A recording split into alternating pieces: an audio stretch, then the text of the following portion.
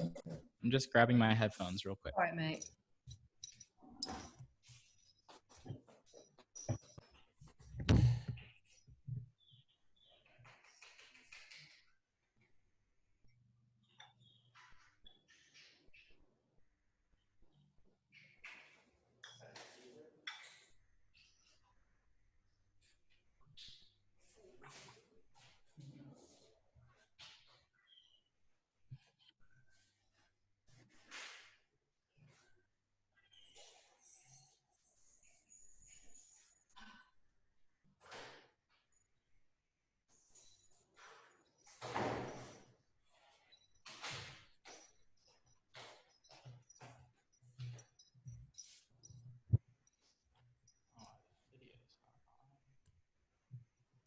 Hello, mate. Hello. How you doing?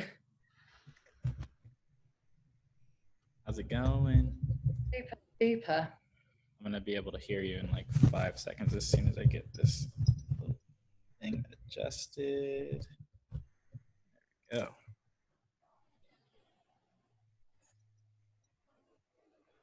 What-ah? Now we match.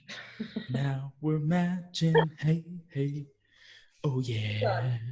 You all right? Is it morning? Good morning to you. Top of the morning. Top of the morning to you, sir. And it's actually good afternoon tea for us here in England. Oh, really? It's all day tea here. Excellent. I'm so glad you've got a tea as well. Tea and a turmeric latte. Mm-hmm. Oh, you've got two. Such a spiritual show-off. Nobody likes a show-off, Andrew. Someone's got to one-up everyone, you know? Yeah, you, isn't it, darling? Yeah. I almost don't recognise you with clothes on. Well, this is me with Read clothes it. on. Should I take them off to make you feel more comfortable? That's a different time, darling. That's for when you're working. This is fun. So, How's your day? for your help anyway, like with Om and Bass. What was that? Thank you for all your help with Om and Bass and the video. Oh, yeah, totally. Happy to share. I feel like, we're in this together, and the more that we're able to uplift together, the better off we'll all be at the end of this pandemic. Exactly, mate. Absolutely ridiculous. Right? It's pretty wild. It is, yeah. We're going to talk about it. I'm first of all going to welcome you to the ZenAF show and say thank you. I'm happy to be here. I think I'm going to move the mic on this side. Oh my word, how fresh are you? It's almost you see, it's part of your job. I mean, I do run a podcast. That's why I'm doing facetious, darling. I don't know, just tighten this bolt. My mic is getting kind of old. It's been around the world, and now it's like, it's taken some falls. Exactly. It's doing the robot. So what have you been doing in lockdown? What have you been doing to stay off the crack? I mean, to stay off of the crack, which I'm sure is social media, I've been teaching a lot of yoga. I've also jumped into my second 300-hour yoga teacher training, which has been absolutely phenomenal with Johnny Kest, which basically requires me to be fully engaged from 5 a.m. until 3:30 p.m. every single day. So basically my in-between time, like this is my lunch break right now, but I don't usually eat lunch, and so it's fine. I eat like after around 3:30 or so. But yeah, it's been basically just yoga, interviews like this. I'm launching a vegan protein soon, so that's been taking up a lot of time, organizing and outlining the label, making sure everything is FDA approved. Yeah. And really doing my best to get, healthy eating, healthy practices like meditation and yoga out to the world. And great. That's been my preoccupation of time thus far. So is it basically the same as pre-lockdown? Yeah. I mean, it really is. The only difference is that I don't get to travel as much as I used to, which is completely fine. I feel that, being a traveling teacher, has been absolutely fulfilling in the sense of I get to see so many different places and having the opportunity to interact with lots of different communities all around the world. And now I have the opportunity to really chill, relax, and create the foundation that I need to be able to launch the next phase of what I feel is the evolution of my teachings. Great. Sweet. And who are you with at the moment, like locked in with? Are you in I've seen a few of your posts, you seem to be having a lovely time with some jolly people. Yeah, yeah. So essentially, I'm here in Costa Rica, and in Costa Rica, I happen to have some really awesome friends. I've been coming to Costa Rica for the past 7 years, so I do have a community of incredible human beings who continue to uplift and bring me to a space of feeling good and thriving. And my good friend, who I'm actually staying with here, is a vegan chef. And right before the lockdown, I was coming here to do a consultation with Imaloa Institute. They're a really incredible yoga facility here in Dominical, Costa Rica. And my good friend Nadav, who owns it, was like, yeah, man, we're really going to get some video content going. We really want to have you on and have you as one of our premium coaches, because they also do like online coaching for business people. And also just for any entrepreneur who's really looking to grow their business sustainably with a deeper sense of passion. Mm-hmm. And so they reached out to me. I came out here 3 days before they closed the borders, and I've been out here ever since. So it's been really awesome. I've been staying in between Imaloa Institute and then my other friend. Her name is Michaela, and she's an incredible vegan chef. And Right. so we're actually working on a whole entire online vegan course together, which is going to be absolutely awesome to help inspire people to take their health into their own hands. Mm-hmm. Great. I've been watching, yeah, all of your meals with like a drooling face. So they look pretty good. You look Yeah. eating them. I, however, just looked a bit weird, just drooling over them. So swings and roundabouts. Well, hopefully soon enough, the borders will be open, and I'll be able to, Have me over share for some dinner. really. I'll share some great food with you, soon enough. I haven't been to London yet, but I've heard great things, and I have a great friend of mine, Steven, who works and lives there. He's part of Vegan Fitness, Uh-huh. really incredible gentleman, and they also started a whole entire meal delivery system there. And so he's like, man, you got to come, you got to visit. And so I'll definitely come to London at some point in time.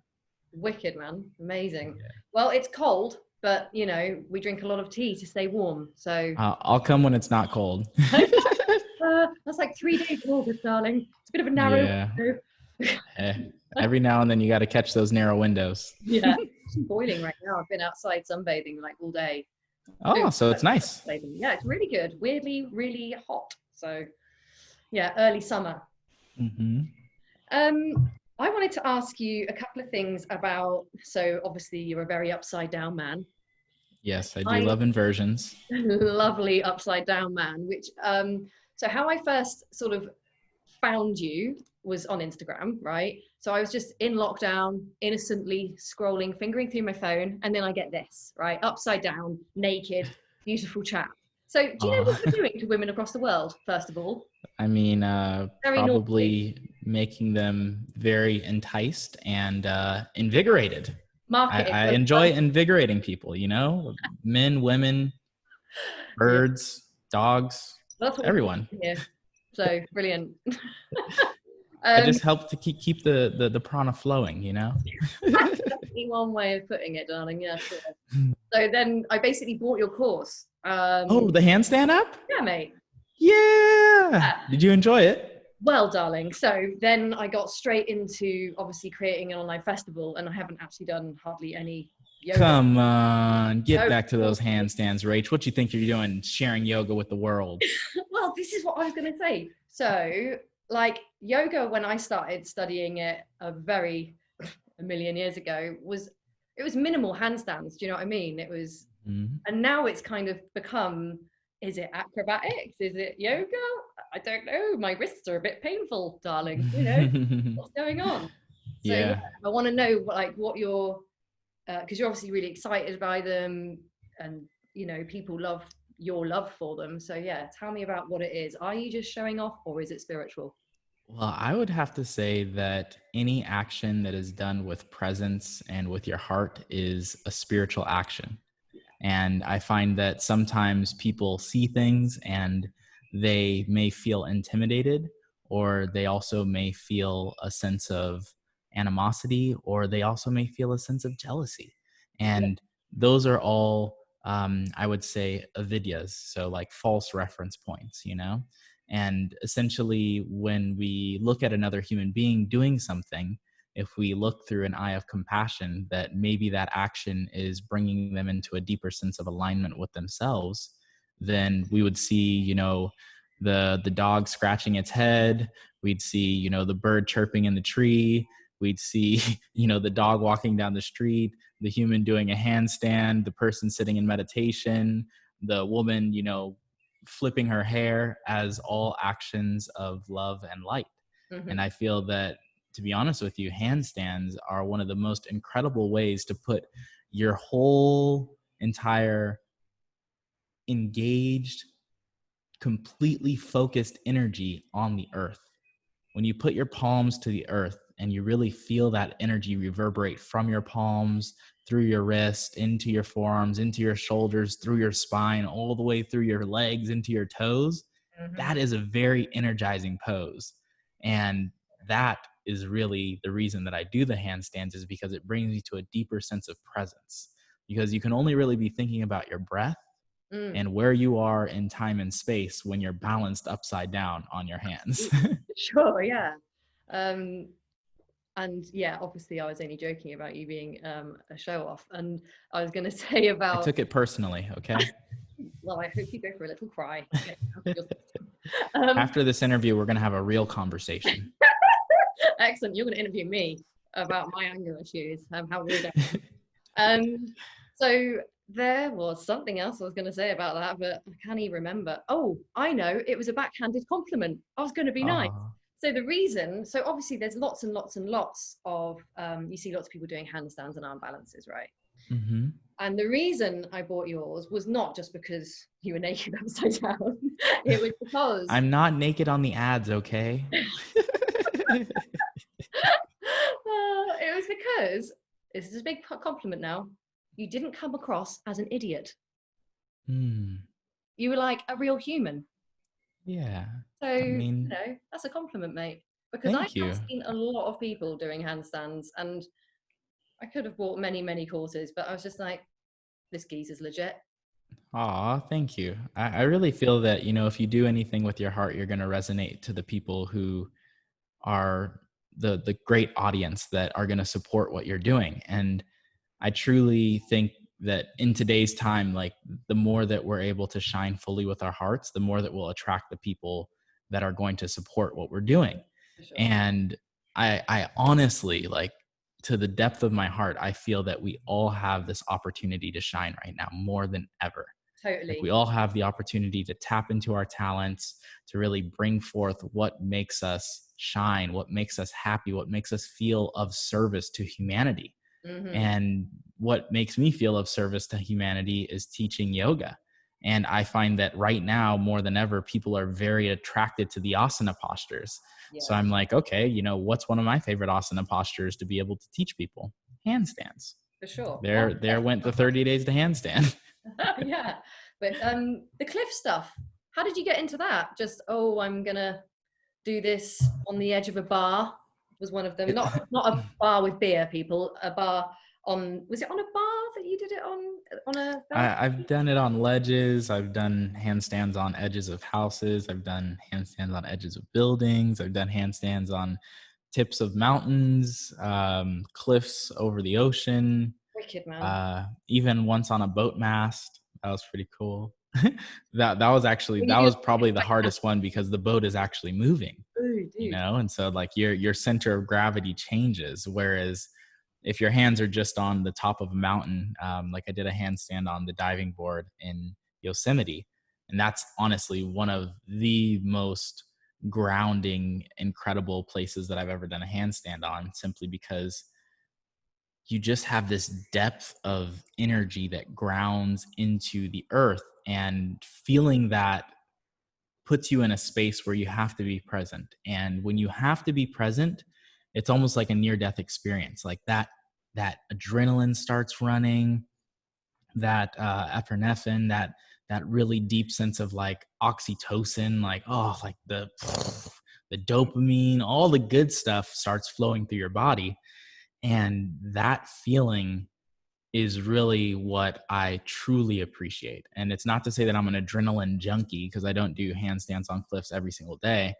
But when I do hike up a beautiful mountain that has an absolutely gorgeous view, and I happen to have a photographer friend with me, I'm probably going to do a handstand. Likely you're going to do it, sure. 99.7% handstand. Sure. And The other 0.03% is if it's too windy. oh, sure, because yeah, that would be a little off-putting. Mm-hmm. Um, so what I grasp as well is that you're constantly very chilled and jolly, right? Yeah. I'm just a chill, jolly kind of guy. I Have feel you ever like, been angry? huh? Have you ever been angry?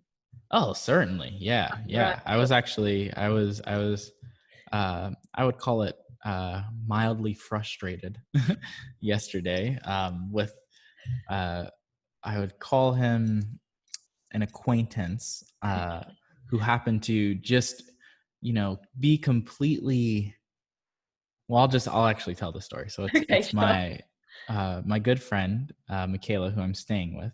She has a brother, and her brother doesn't live here at his house because he has time and time again shown that he is not reliable, not responsible. He's kind of like the older baby brother, in the sense that he hasn't really figured out how to take care of himself yet, which is completely fine. Everyone takes their own time learning the way of life and learning how to be sustainable and self-sufficient. And in these times of need, we were like, oh, we'd like to invite him over for dinner, just to show him some love, really just give him the opportunity to, just be in the presence of some kind people. And we just wanted to cook him dinner. That was it. Simple. So we invite him over for dinner, and the first conflict was on the phone with him and Michaela. I just hear them, yelling back and forth. I was like, what's wrong? When she hangs up the phone, she's like, he wants to bring over his 5 puppies. I'm like, oh, goodness, 5 puppies and the mom dog. And I'm like, oh my goodness, where are they going to stay?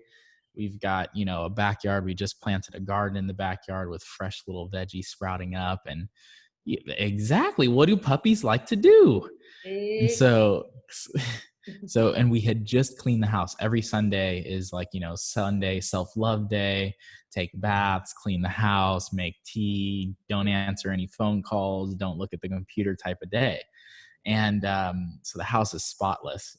And he comes over with all these dogs, and they're just running around, and there's a cat in the house. The cat runs outside, and it's just like full on mayhem as soon as he gets in here. And we're just looking at each other like, this is what the yoga's for.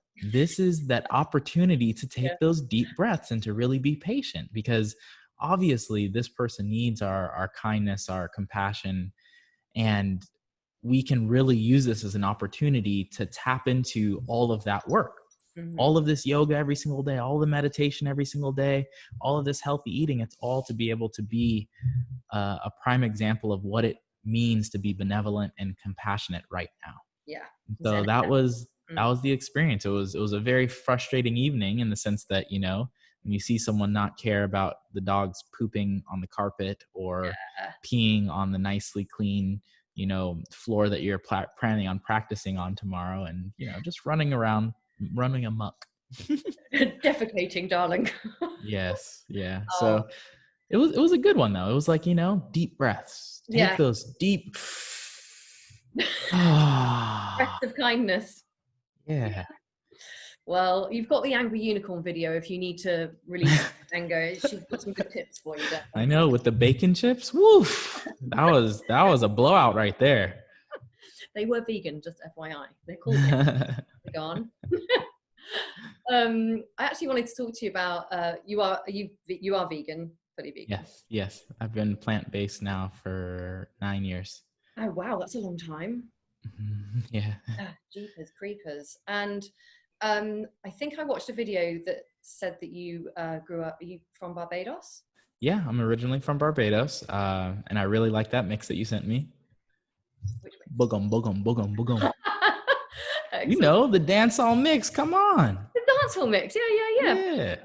And where I was going with that was, so you had Rasta parents Mm-hmm.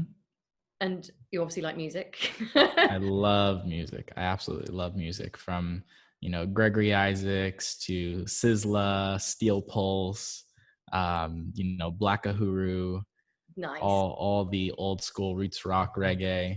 Bob Great. Marley, of course. I love Bob Marley. So So Bomb and yes, Bass in real life is actually a yoga and a reggae festival. That's what it is, that's and I do it in real life. reggae. Like, mate, yes, because yoga and reggae are like, Oh, totally, totally. Have you ever been to California? yeah, I go Have you there. ever been to Govindas? He owns Bhakti Yogashala. No. Oh, you would love him. Yeah, He reggae. has it's called Bob and Bob.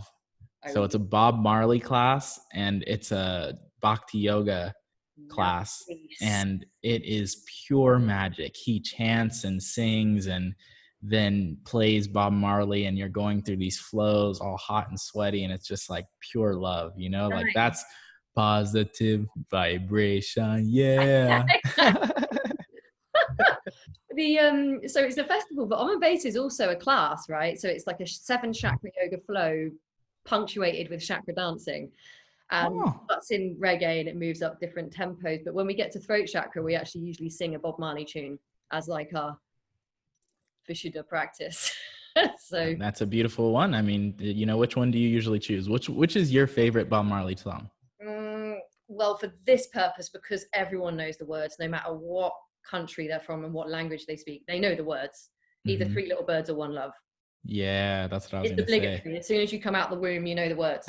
You know what I mean? Three little birds What was your first word? upon my bedstead, singing Exactly. a sweet.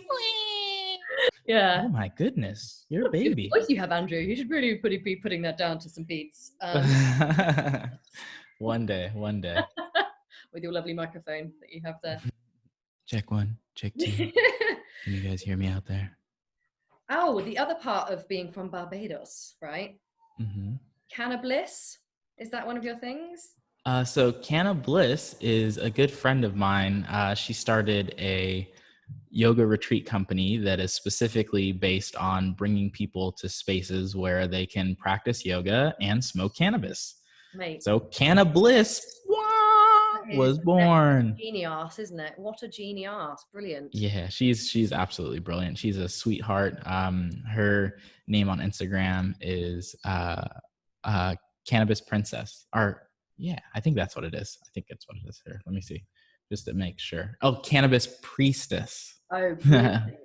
Yeah, Yeah, she's not wonderful. Disney. She's spiritual. Not She really. is. She's wonderful too.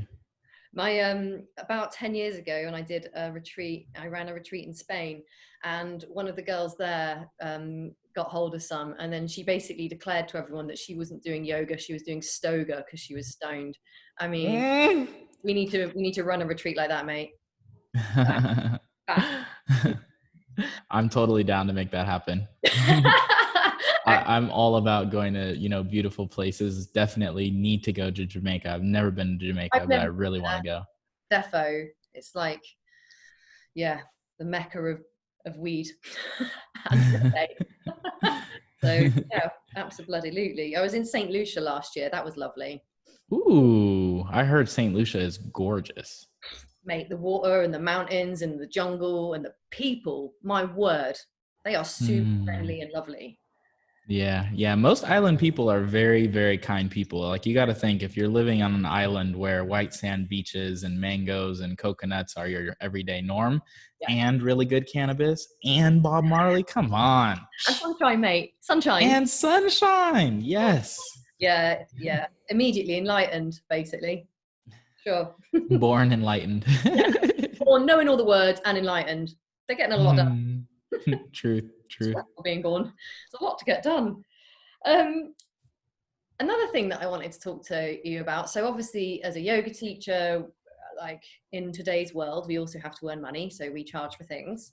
Mm-hmm. Like how I've been given quite a lot of stick over the years for that. I don't know if you say that where you're from. There's a lot of stick. Throwing a lot Meaning like, BS from people, a yeah. lot of bad feedback, Bad stick. feedback. Yeah, negatrons.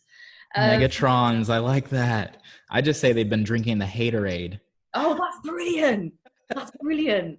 Amazing. Haterade. Yeah, they've been guzzling that. Um, and yeah, I just wanted to know how you sort of reconciled sort of the spiritual world and what we have to actually deal with living in the world. Yeah, my goal is to be able to get to a point where I do not ever have to charge for any in-person classes. And I really feel that that is coming to a place where that will be very, very true very soon, simply because I've leveraged the power of technology. Like this right here is going to reach maybe thousands, maybe hundreds of thousands of people. Mm-hmm. And that in itself is a way to be able to leverage our voice, to be able to share with more people. And, even like 30 days to handstand, that course took us 2 weeks to film. That course, took a lot of money from, cameramen to editors to development of a website to, having a full on app online. Even submitting an app is like $2,000, Yeah, to Apple yeah, to get them to check it and everything. So essentially, all of these assets that are out there online, those are, $30 for 30 days of handstand. That's $1 a day. Like, come on, crazy. that's very simple, right? Yeah, And to be able to reach, now we've sold over 8,000 of those apps. And thus, like, that has now allowed me to be able to have more time to go deeper into my learning, which is now doing this other 300-hour teacher training, so that I can have the ability to be able to teach teacher trainings online, which will be less expensive than the wow. ones that you have to do in person, right? And so essentially, like, my goal is just to make it so that yoga is more accessible to more people, because it's been such an amplifier to my life. And Mm. that's also why I do, free interviews. I do a lot of free classes online. I'm doing a free full moon ceremony tonight with my good friend Zahara Zimring, who's an absolutely incredible astrologist. And so, like, my goal is just to offer, just to be able to share and to really live in that space of seva, of really giving back to the community and creating a yoga kula, a Mm. real yoga kula, a sangha of people who are truly devoted to their practice, truly in the bhav of living a lifestyle that is yogic. And I feel that we can totally do that. And I think that having the balance between the business and the yoga is maybe not for everyone. But if you happen to be a yoga teacher who wishes to have yoga be your lifestyle, your living, your livelihood, then you're going to have to learn some business skills, or you're going to have a partner who knows some business skills, because that's like the balance. Like, one of my teachers, Noah Maze, he's an incredible yoga teacher, doesn't do any of the business. His wife does all the business, all the contracts, everything. She's a lawyer. So she understands that stuff. I used to She's be a lawyer brilliant when as it well. It's quite a good combination. exactly. So you need to get you a yoga man, girl. What you do? No, I'm just kidding. Oh, bless you. Yeah, I do. I need to do some business stuff for someone other than myself, because I do that. Yeah, yeah, it really does help. And honestly, like, I feel just like anything, like, we all have like have you ever seen, I'm sure that you've seen Pokemon. Do you Yes. remember Pokemon on the Game Girl? Yeah. That's what I used to call it for my sisters. My sister had a little purple one. I would call her the Game Girl. That's really cute. Yeah. But on Pokemon, like, they have like the power, like the hit points, like the agility, the recovery. Like, that's how humans are too. Like, we have like, the business, we have the spirituality, we have like the Mm. athleticism, we have like the reading, like, like the intellectualism, this, all these different things Aspect. are mixed, and they become our whole being. And Mm. if we want to become a multifaceted, multidimensional being, then we have to really do our best to make sure that we become proficient in the things that we find value in. And if you want to be online, if you want to be able to share with as many people as possible, then awesome. Or you could go the easy route as well, where you find yourself teaching, usher, or like Yeah. seriously, I have a friend who teaches usher, Yeah, yeah, and she's not like she's an incredible yoga teacher, but she doesn't have a big Instagram. Not many yeah. people are like sitting around following her, looking at her hot body do things, and she Yeah. just does her thing. She teaches usher, she gets paid Amazing. well traveling with him and doing the thing, so it's like you have to choose where you really want to specialize. And I think that's the key, is knowing who you are, knowing your attributes, and being able to shine and hone them in, get them as polished as possible, so that when you go out there into the world, you shine and you attract the business, the love, the opportunities, the great experiences that will make you the being who you're meant to become. Defo. I remember my teacher in India saying, like, if you do it for the money won't come. If you do it for the love, the money will come, and you won't even care when it does. And I was like, that perfect, because yeah, obviously from being from a legal background, all we were ever trained to do was, big contracts, big money, blah blah blah. Yeah. And yeah. Then I was like, oh, thank goodness, I can completely switch into that, and it works. It does work. 100%. I have struggled a little bit. I don't know if you've sort of experienced this as well. So it's quite a big brand of yoga. I'm not going to say their name because I don't want to name and shame and appear to be bitter, but it's just, I might do. I just basically, my experience was I wanted to do another teacher training. So, I like learning, I keep doing them. And I thought, oh, I'm so into this style. They're singing, everyone's, it's everything. You've got chanting. It's a complete class. I love it. Right. And I went to look at how much it was. I was like, oh man, that's a lot of money. Okay. And then I realized that it ended up being about $10,000, right? All in all. I think we all know who I'm talking about. And I emailed them. Yeah. And I emailed them and I said, G-Unit. Just kidding. J-Unit. And I said, I'm not sure if you're aware that it's a little bit financially elitist. And I'm currently a yoga teacher, therefore I don't earn an absolute shitload of money. And they said, oh, what we advise people to do, I can't believe they said this, we advise people to get a crowdfunding page up and to put it onto credit cards. And I was like, are you actually joking me? Like, crowdfunding's for like charities, mate. For people who need the money. Different strokes for different folks. Yeah, I was just like, wowzers. But yeah, so you've got every end of the spectrum, right? Yeah, and that I think is that's the beauty of yoga, is that there is every end of the spectrum. Seriously, because you got to think that there are people who will go specifically for that training just because it's the most expensive one. Oh, for sure. It's just like, just like, oh, I've got the Gucci belt. Check out my Gucci. Oh, have you seen my Gucci belt?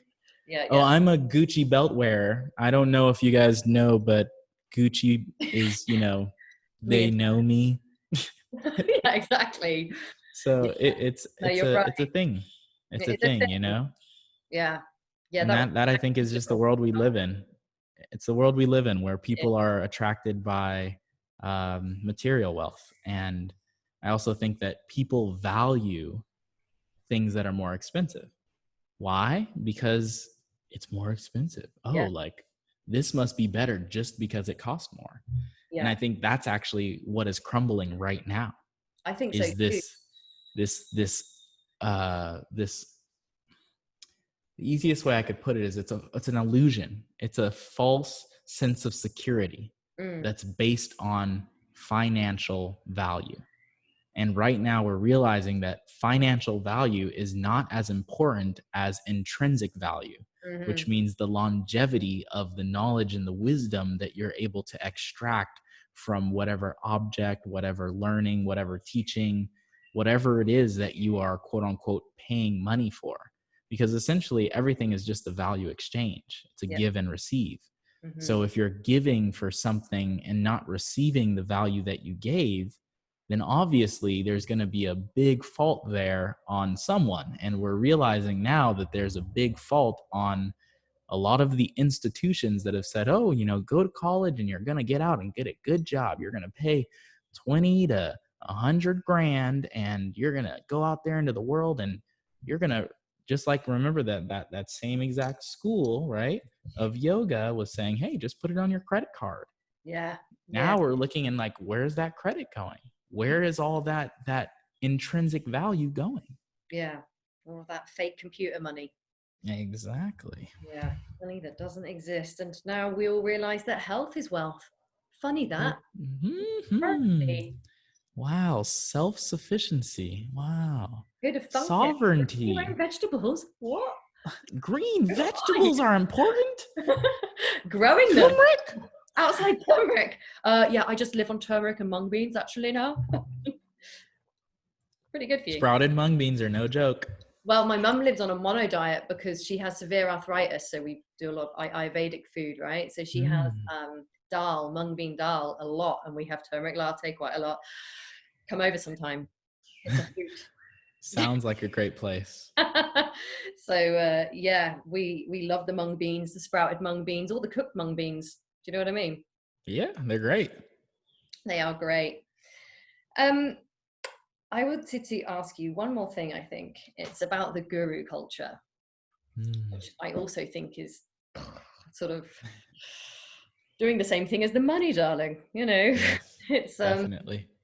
It's definitely changing. And as a bloke teaching yoga, how does that make you sort of feel when you hear about all of this crap that's been going on with all these teachers and stuff? Like, I honestly, I do my best not to get distracted by it. Mm-hmm. Like a friend of mine the other day was like, oh my goodness, have you seen the documentary about Bikram? Yeah. I was like, no. She's like, you have to see it. Like, you're a man teacher. Like, anything could happen. Like, I was like, well, nothing's going to happen because you're not going to do what he did. Exactly my point. Yeah. I'm like, if even the fact that she said that, I was like, what is your, do your homework? What is your, in case you decide to be a molesterer? Exactly. Like exposing myself to that frame of mind, I feel is only making that experience more likely.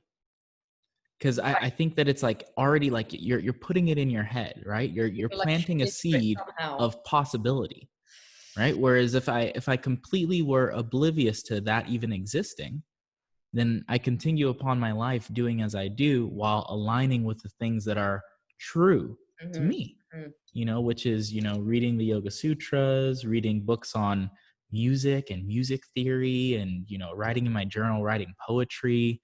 Like, I am so happy not watching anything on TV. Actually, the only thing that I really enjoy watching, I have a guilty pleasure of watching all those movies that are made by the studio that made Spirited Away and Castle in the Sky and Totoro, My Neighbor Totoro, and all these really funny, sweet Japanese movies with great messages, like, and all the animals are talking. It's like those are like my guilty pleasure, like watching. That is not guilty whatsoever, let me tell you. And chocolate chip vegan cookies, okay? I'll admit it, okay? Andrew, you are no short of a devil. Absolute devil. I can't believe I'm such a devilish creature.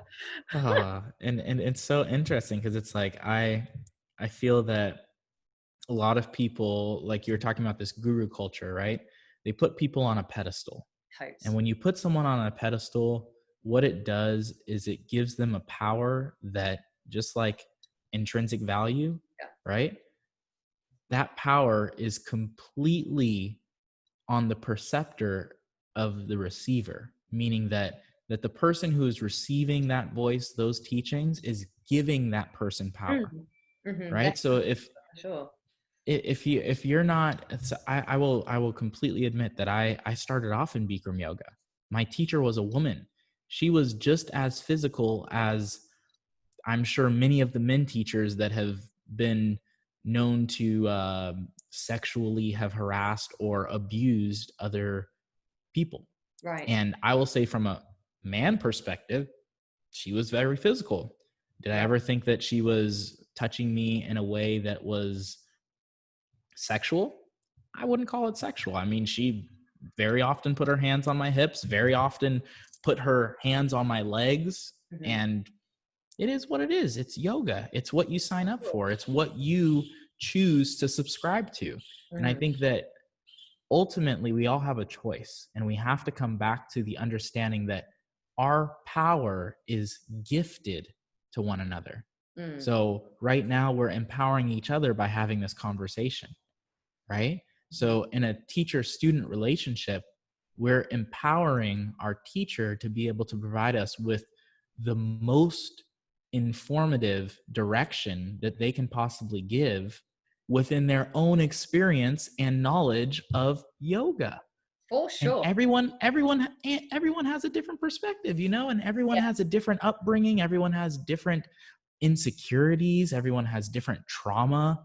Mm. And we have to really be cognizant as to who we're choosing to subscribe to, because that is literally shaping our mindset. That's shaping our experience. That's shaping our trauma. That's shaping our growth. Yeah. So if you want to choose your teachers wisely, you want to make sure that those people who you're instilling your time, your love, your compassion, your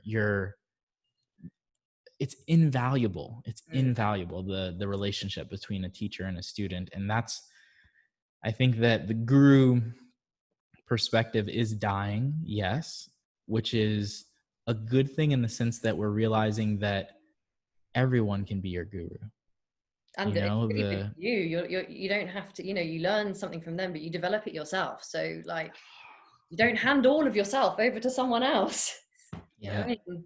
It's like, that's the thing. I think for me, the guru thing touched a nerve because I am a woman and I've seen it when people have been Mm-hmm. taken advantage of, and they're hero worshipping this guru. And yeah, they just step way out of line. And, there's a lot of it. And I watched it just from a female perspective, and because I'm not entirely straight, and women in my class know that. So Mm-hmm. like, when I'm adjusting them, it's just like, I'm very respectful, obviously, but I'm a massive adjuster. Like, I love Yeah. adjusting. Like, I really need to make sure that I feel how people are doing. Mm-hmm. And yeah, it's just really interesting from that point perspective. I know what you mean about not having it in your field of awareness, but because I'm on the fence of both being a woman under male teachers and also Mm-hmm. having women who know which way I flow, Yeah. Yeah. it's like this thing in between. I was curious. Yeah. And that is I feel like it's such a great question. And it's also going to be one of those questions that it's a never ending conversation, Sure. because Mm. we're all different. We all express love in different ways. We all express feelings in different ways. We all receive love in different ways. So it's similar to the love language, it's like, if there was like a yoga language, like, take the yoga language test to see how you actually appreciate being taught to. And then every teacher has, oh, this is my yoga language, and so your student Yeah, aligns to your teacher. But I feel until something like that is created, it's just going to be a type of trial and error where you just have to align to the divine and choose your teachers wisely. for sure. Yeah. Yeah. Let's hope people do, It's all we basically. can do is hope, and especially during these times of quarantine, I feel that people are learning that the best teacher is themselves, Totally. that the Yeah. guru resides within the heart. Totally. Yeah. So good. I'm glad we both agree. Otherwise, that would have been really awkward, wouldn't it? Like, What do you mean? You touching me or me touching you? whatever. If it's mutual, I'm not sure that we've got much of a case. So this isn't as awkward as we thought it was? Exactly. No lawsuit. How boring. All love. All love, mate. All love. Yeah. So, oh, I was going to say as well. So, this is my last thing. I will promise. Mhm. Your inner child, and I think this is where. So, I used to be like or handstands ruin my wrists, because it's nothing to do with handstands. It's because I box a lot and do martial arts. So it's nothing to do with spiritual handstanding. And then my sister put it in a different perspective. She was like, it's just your inner child, Rachel, and all you are is a child.